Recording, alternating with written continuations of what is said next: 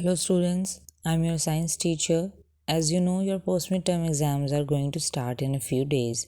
So I am making this video to make you revise a few things. The first thing is your syllabus, जो कि आप लोगों को पता है, that is chapter number 5, 10 and 15. सबसे पहले हम बात करेंगे आपके क्वेश्चन पेपर की जो 20 मार्क्स इंक्लूड करता है। उसमें जो आपका बुक वर्क है उसमें मेनली 3 क्वेश्चंस आएंगे, multiple choice questions, fill in the blanks and alternative reason type, यानी कि आपकी ट्रू फॉल्स।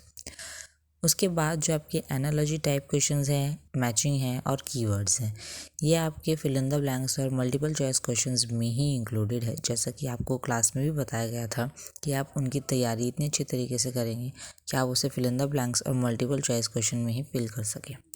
तो स्कूल में भी आपका रिविजन स्टार्ट हो चुका है, आप घर पर भी इसी तरीके से रिविजन करेंगे। नेक्स्ट थिंग इज़ आपकी कॉपी वर्क, जिसमें कि आपका डिफाइन, वेरी शॉर्ट और लॉन्ग क्वेश्चंस हैं। आपको बताया गया था कि आपकी डिफाइन जो है वो वेरी शॉर्ट क्वेश्चंस में ही इंक्लूडेड है, तो आप उनकी उसी तरीके से तैयारी करेंगे। सबसे पहले है आपका chapter number 5, separation and substances. सबसे पहले है प्योर सब्सटेंस। कोई भी ऐसा सब्सटेंस जो सिर्फ एक ही तरीके के पार्टिकल से मिलकर के बना हो उसे हम प्योर सब्सटेंस कहते हैं। Example iron, silver, oxygen.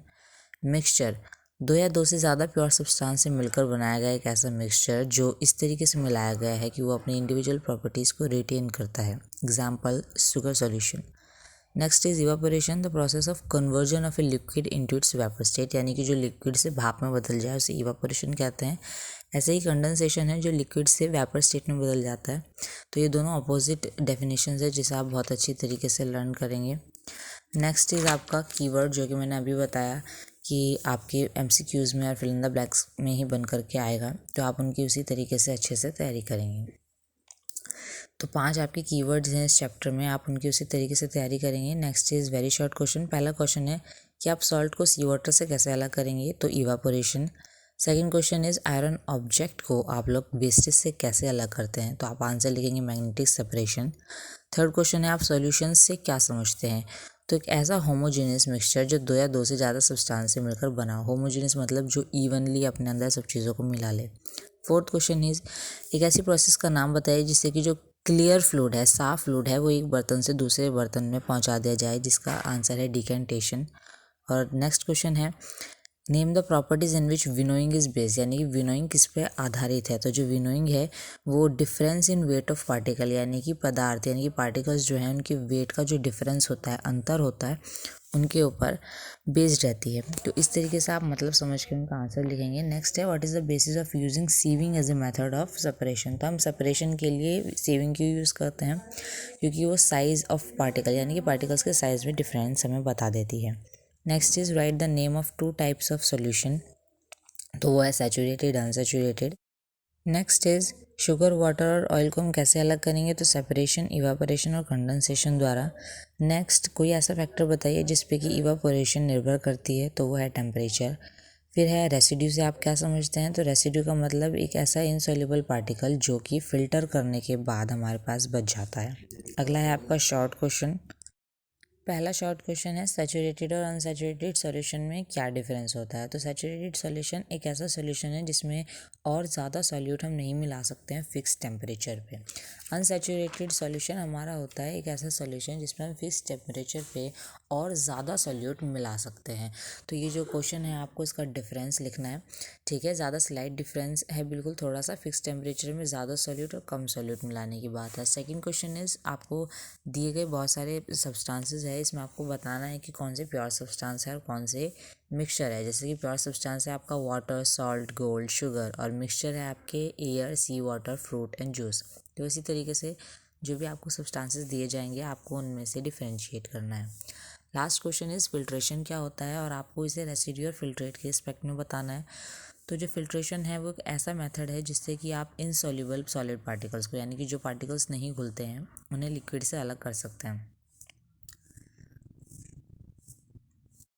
Next आपका है कि इवापोरेशन कंडेंसेशन से कैसे अलग है। तो जैसे कि आपको डिफाइन 2 लिखवाई गई थी, आप सेम टू सेम वो आंसर भी लिख सकते हैं, प्लस आपको इसमें ऐड करना है कि जो इवापोरेशन है वो एक बहुत ही स्लो प्रोसेस है जिसमें अगर हम टेम्परेचर को इंक्रीज़ कर देते हैं तो इवापोरेशन की प्रोसेस भी फास्टर हो जाती है। And same as it is condensation में भी आपको लिखना है। नेक्स्ट क्वेश्चन इज आपको 3 मेथड बताने हैं सेपरेशन के, जो कि है हैंड पिकिंग, थ्रैशिंग और विनोइंग। हैंड पिकिंग मतलब हाथ से चुनना, थ्रैशिंग मतलब कि जो फार्मर यूज़ करते हैं, पहले स्टॉक को धूप में सुखाते हैं और उसके बाद उसको बीट करके यानी कि पीट करके जो है उसमें से गेहूँ बाहर निकाल लेते हैं। और ऐसे ही है विनोइंग, यानी कि जिसमें से भूसे को गेहूँ से अलग करना है। तो ये चैप्टर आपका कंप्लीट हो चुका है। आप होप आप लोगों को ये समझ में आया होगा। नेक्स्ट चैप्टर है आपका मेजरमेंट एंड मोशन, जिसमें कि सबसे पहले आपके कीवर्ड्स हैं, जो कि मैंने भी आपको समझाया कि वो आपके एमसीक्यू और फिल इन द ब्लैंक्स में ही बन करके आने वाले हैं। तो आप एक एक वर्ड यानी कि डेफिनेशन, सारे टाइप्स के मोशन बहुत ही अच्छी तरीके से इसको पढ़ेंगे। नेक्स्ट है आपकी डिफाइन, जो कि आपके वेरी शॉर्ट में बन करके आएगी। पहली आपकी फिजिकल क्वांटिटी। फिजिकल क्वांटिटी मतलब ऐसी कोई भी क्वांटिटी जिसको हम मेजर कर सकते हैं, यानी कि जिसको हम माप सकते हैं, उसे हम बोलते हैं फिजिकल क्वांटिटी। नेक्स्ट है आपका यूनिट। यूनिट मतलब कि measurement is the comparison of an unknown quantity with an known fixed quantity, यानी कि ऐसी क्वांटिटी जिसमें कि आपको कंपेयर करना है एक अननोन, यानी कि जो क्वांटिटी आपको नहीं पता है उसे एक नॉन फिक्स्ड क्वांटिटी से करना है, तो वो कहलाती है यूनिट। नेक्स्ट इज़ आपकी एक्यूरेसी। एक्यूरेसी मतलब exact measurement of any physical quantity with approximately no error, बिना किसी गलती के किसी चीज़ को पूरा नापना कहलाता है एक्यूरेसी। नेक्स्ट इज सब मल्टीपल्स, यानी कि फ्रैक्शंस को हम सब मल्टीपल्स कहते हैं। वेरी शॉर्ट क्वेश्चन है, कौन सा ट्रांसपोर्ट का जो मोड है यूज़ किया जाता है चांद पर जाने के लिए, that is space craft. Next question में आपको सबसे छोटी और सबसे बड़ी यूनिट बतानी है, जो कि किलोमीटर और मिलीमीटर है रेस्पेक्टिवली। नेक्स्ट क्वेश्चन है, 2 एग्जाम्पल देने हैं आपको पीरियडिक और नॉन पीरियडिक क्वेश्चन के, तो आप कोई भी वैलिड एग्जाम्पल्स इसमें लिख सकते हैं, या फिर जो कॉपी में लिखवाए गए हैं आप ये भी लिख सकते हैं। नेक्स्ट इज़, अगर आप एक मूविंग कार में बैठे हैं तो क्या आपकी बॉडी मोशन में है या रेस्ट में है, तो आपकी बॉडी जो है वो मोशन में है, क्योंकि जैसे जैसे गाड़ी चलती रहेगी हमारी बॉडी भी उस गाड़ी के साथ क्या है, मोशन में रहेगी। नेक्स्ट क्वेश्चन है आपका, what is meant by uniform motion. तो यूनिफॉर्म मोशन का मतलब ये है, कोई भी गाड़ी यूनिफॉर्म मोशन में तब कहलाएगी जब वो एक स्ट्रेट लाइन में चल रही होगी और वो इक्वल इंटरवल ऑफ टाइम में इक्वल डिस्टेंस कवर करेगी।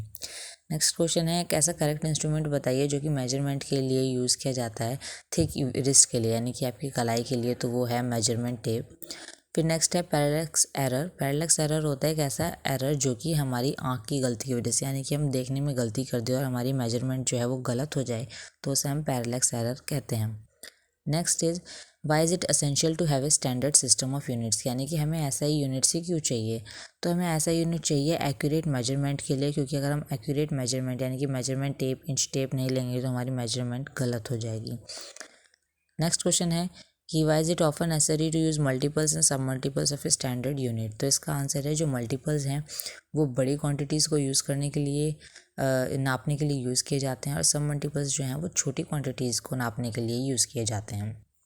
नेक्स्ट क्वेश्चन है, हमें different types of translatory motion बताने हैं, जिसमें सबसे पहले है रेक्टिलिनियर मोशन, यानी कि अगर कोई बॉडी स्ट्रेट लाइन में मूव कर रही है तो वो रेक्टिलिनियर मोशन में कहलाती है, और अगर कोई बॉडी कर्व पाथ में मूव कर रही है तो वो कर्वीलिनियर मोशन कहलाती है। नेक्स्ट आपका न्यूमेरिकल है, जिसका फार्मूला आपको बताया गया है, तो आप फार्मूले से इसको सॉल्व करेंगे। आखिरी क्वेश्चन है कि एक कार जो है वो 1 किलोमीटर 1 मिनट में कवर करती है और अगला किलोमीटर भी 1 मिनट में कवर करती है, तो क्या वो यूनिफॉर्म है। तो हाँ, वो यूनिफॉर्म है, क्योंकि वो इक्वल इंटरवल्स ऑफ टाइम में इक्वल डिस्टेंस को कवर करती है। नेक्स्ट क्वेश्चन है आपका, कंपेयर रेवोल्यूशन एंड रोटेशन। तो रेवोल्यूशन का मतलब है, कोई भी बॉडी अगर अपने आप को सर्कुलर पाथ में घुमाती है तो वो रेवोल्यूशन कहलाती है, लेकिन अगर कोई बॉडी सर्कुलर पाथ में घूमने के साथ साथ अपनी मेन पोजीशन पे भी घूमती रहती है तो वो रोटेशन कहलाती है।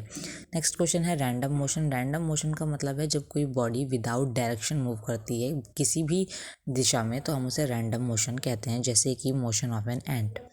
नेक्स्ट क्वेश्चन है, कोई बॉडी रेस्ट में कब होती है। तो जब कोई बॉडी समय के साथ अपनी पोजीशन को चेंज नहीं करती है तो वो रेस्ट में कहलाती है, जैसे कि घड़ी की सुई। अगला क्वेश्चन है आपका इंपॉर्टेंट क्वेश्चन, यूनिफॉर्म और नॉन यूनिफॉर्म मोशन में आपको डिफरेंस बताना है। तो जैसे कि यूनिफॉर्म मोशन में हमने अभी पढ़ा कि एक स्ट्रेट लाइन में मूव करता है और इक्वल इंटरवल्स ऑफ टाइम में इक्वल डिस्टेंस को कवर करता है, यही सेम आपको यूनिफॉर्म मोशन में लिखना है। नॉन यूनिफॉर्म मोशन इससे उल्टा है, यानी कि ये इक्वल इंटरवल ऑफ टाइम में अनइक्वल डिस्टेंस कवर करता है। और ये स्ट्रेट लाइन भी हो सकता है और नहीं भी हो सकता है, और आपको इसके एग्जाम्पल लिखने हैं जैसे कि आपको बताए गए हैं। नेक्स्ट क्वेश्चन है कि क्या कोई बॉडी में एक से ज़्यादा टाइप के मोशन हो सकते हैं? तो हाँ, हो सकते हैं। जैसे कि अर्थ, उसमें रेवोल्यूशन और रोटेशन एक साथ मूव करता है, यानी कि वो ऑर्बिट में सर्कुलर पाथ में भी घूमती है और अपनी मीन पोजीशन पे भी रोटेट करती रहती है। आई होप आप लोगों को ये चैप्टर समझ में आया होगा और आप लोग इसका अच्छे से रिविजन करेंगे। अब आपका लास्ट चैप्टर बचा है जो कि है चैप्टर 15 एयर अराउंड अस, जिसमें सबसे पहले आपके कीवर्ड्स हैं slow moving air, breeze, air moving at very high speed, storm, a device use to convert wind energy into electrical energy, wind mill, the blanket of air surrounding the earth, atmosphere, very small particles of ash which escape into air when some metal is burned, smoke, जो कि आपके fill in the blanks और MCQs में आएंगे। Next is define, जैसे कि मैंने बताया वेरी शॉर्ट क्वेश्चन में आएगी। ओजोन लेयर प्रोटेक्टिव लेयर है एटमॉस्फेयर की, जो कि गैस से बनी हुई है। अल्ट्रावायलेट रेज ऐसी हार्मफुल रेज है जो कि हमारे स्किन को और आइज को डैमेज कर सकती है। फोटोसिंथेसिस ऐसी प्रोसेस है जिससे प्लांट्स अपना खाना बनाते हैं। बैरोमीटर ऐसा इंस्ट्रूमेंट है जो कि एयर प्रेशर को नापने के लिए यूज़ किया जाता है। और पॉलिनेशन एक ऐसी प्रोसेस है जिसमें कि पॉलन ग्रेन्स फ्लावर के स्टिग्मा से ट्रांसफ़र हो जाते हैं। तो आप इसको अच्छे से समझेंगे और अपनी लैंग्वेज में भी लिख सकते हैं। नेक्स्ट है आपकी वेरी शॉर्ट क्वेश्चंस, जिसमें सबसे पहले आपको मेजर गैसेस कंपोनेंट्स बताने हैं। तो मेजर गैसेस कंपोनेंट्स है oxygen, nitrogen, argon and others, यानी कि रिमेनिंग, जिसको आपको उनकी परसेंटेज के साथ लिखना है। Next is what is atmosphere. तो एटमॉस्फेयर एक ऐसी ब्लैंकेट है एयर की जो कि हमारे अर्थ के चारों तरफ फैली हुई है। नेक्स्ट इज़ आप कैसे पता लगा सकते हैं कि जो हवा है वो कौन सी दिशा में चल रही है? तो आप वेदर कॉक इंस्ट्रूमेंट के द्वारा इसका पता लगा सकते हैं। How does wind help in dispersal of seed, यानी कि सीड्स के फैलने में कैसे मदद करती है? तो जो हवा है वो सीड्स को बहुत लार्ज एरिया में फैला देती है, जिसकी वजह से सीड्स का डिस्पर्जल हो जाता है। कौन सा कंपोनेंट एयर का ब्रीदिंग में हेल्प करता है? तो वो है ऑक्सीजन। शॉर्ट का पहला क्वेश्चन है how do aquatic animal breathe, पानी में रहने वाले जीव सांस कैसे लेते हैं? तो जो aquatic एनिमल है उनके पास स्पेशल ऑर्गन्स होते हैं, जैसे कि फिश के पास गिल, जो कि एयर में प्रेजेंट और डिसॉल्व एयर के थ्रू ऑक्सीजन को ग्रहण कर लेते हैं। नेक्स्ट क्वेश्चन इज़ वो हार्मफुल रेज बताइए जो सन की हमारे स्किन को डैमेज करती है। तो उसे हम होती है लिख सकते हैं अल्ट्रावायलेट रेज या फिर UV radiation. Next question is what holds the atmosphere to the earth surface, that is force of gravity. Force of gravity की वजह से हम लोग क्या है अर्थ में अपने आप को होल्ड कर सकते हैं। Next is what is wind, और उसके दो यूजेस भी लिखने हैं। तो चलती हवा को, मूविंग एयर को हम विंड कहते हैं, और इसके दो काम है जैसे कि हमने पीछे भी पढ़ा, ये पॉलिनेशन में मदद करता है और सीड्स के फैलाव में यानी dispersal of seeds and fruit में मदद करता है। पहला लॉन्ग क्वेश्चन है आपका कि जो प्लांट्स और एनिमल्स है वो एक दूसरे की मदद कैसे करते हैं गैसेस के एक्सचेंज में। तो जैसे कि हमें पता है कि ह्यूमन बींग्स ऑक्सीजन को इनहेल करते हैं और CO2 को एक्सहेल, ऐसे ही प्लांट्स CO2 को इनहेल करते हैं और O2 को इनहेल। ये जो एक्सचेंज प्रोसेस है इसके द्वारा प्लांट्स एंड एनिमल्स अपने गैसेस एक्सचेंज करते हैं। Last question is why is air important for us. Air हमारे लिए 5 तरीक़ों से बहुत इंपॉर्टेंट है। ऑक्सीजन के लिए, लाइफ सस्टेन करने के लिए, कंब्यूशन यानी कि आग जलाने के लिए, फोटोसिंथेसिस के लिए और टेम्परेचर को मेंटेन करने के लिए। आई होप आप लोगों को ये चैप्टर समझ में आया होगा और आप अपना रिवीजन बहुत ही अच्छी तरीके से करेंगे।